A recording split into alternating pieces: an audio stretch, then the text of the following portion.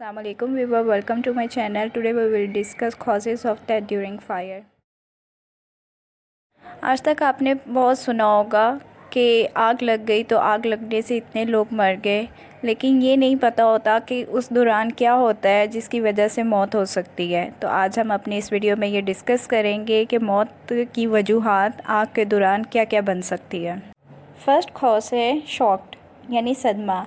अगर कोई इंसान जल गया है या जलने का उसने पूरा मंज़र दिखा है तो वो तकरीबन उस टाइम से लेके 48 आवर्स तक उस सदमे के अंदर होता है या उस दर्द को वो बर्दाश्त कर रहा होता है। अगर तो वो बर्दाश्त कर लेता है तो वो बच जाता है, लेकिन अगर नहीं तो वो ख़तरे के अंदर है कि 48 आवर्स तक उसकी उस सदमे की वजह से यानी शॉक की वजह से डेथ हो सकती है। सेकेंड कॉज है सफोकेशन, यानी कि जलने के अमल के दौरान जितनी भी हवा में ऑक्सीजन होती है वो यूज़ हो जाती है और बदले में कार्बन डाइऑक्साइड और कार्बन मोनोऑक्साइड जैसी जहरीली गैसें इकट्ठी हो जाती हैं। अब ऑक्सीजन की कमी की वजह से सांस लेने में दुश्वारी होती है और इंसान की मौत हो सकती है। और नेक्स्ट कॉज है एक्सीडेंट। बाज़ औक़ात जलने से इंसान की मौत नहीं होती, लेकिन उसके ऊपर मलबा या कोई छत या इस तरह की चीज़ गिर जाने से, उसके नीचे दब जाने से इंसान की मौत हो जाती है। फोर्थ पॉइंट पे है इन्फ्लेमेशन यानी सोजिश। जिस्म के किसी भी नाजुक पार्ट के सूज जाने की वजह से भी इंसान की मौत हो जाती है जब आग लगी हो, जैसे कि मेनिंजाइटिस या पेरिटोनाइटिस की वजह से इंसान की मौत हो सकती है। स्कल में सेरेब्रल स्पाइनल फ्लूइड होता है, उस फ्लूइड के गिर टिश्यू होती है, इन टिश्यू के अंदर स्वेलिंग आ जाने को या इन्फ्लेमेशन आ जाने को मेनिंजाइटिस कहते हैं। पेरिटोनाइटिस से मुराद पेरिटोनियम के अंदर इन्फ्लेमेशन आ जाना है।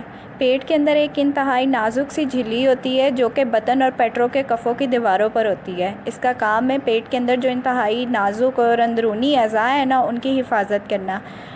जब आग लगती है तो उस दौरान उसके अंदर इन्फ्लेमेशन आ जाती है और वो सूज के काफ़ी फूल जाती है, जिसके अंदर बाद में पानी पड़ जाता है, तो उसकी वजह से भी मौत हो सकती है।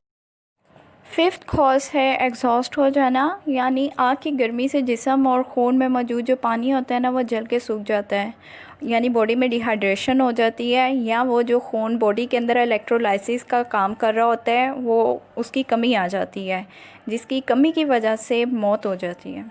सिक्स कॉज है डिजीज़, यानी जब इर्द गिर्द बहुत ज़्यादा तपिश होती है तो उससे बॉडी के अंदर बीमारियां पैदा होना शुरू होती हैं, जैसे फैटी डिजनरेशन हो जाना, झटके की बीमारियां, गैंग्रीन की पीप का इकट्ठे हो जाना या उसके बहुत ज़्यादा जमा हो जाना।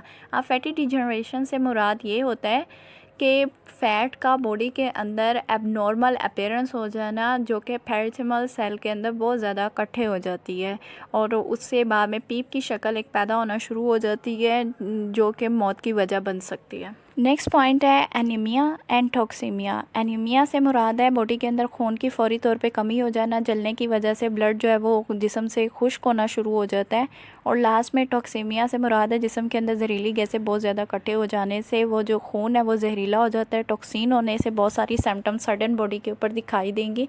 अगर उसे फौरी तौर पे इलाज उस टाइम ना दिया जाए तो उसकी मौत हो सकती है। If you like my video, press like and subscribe button.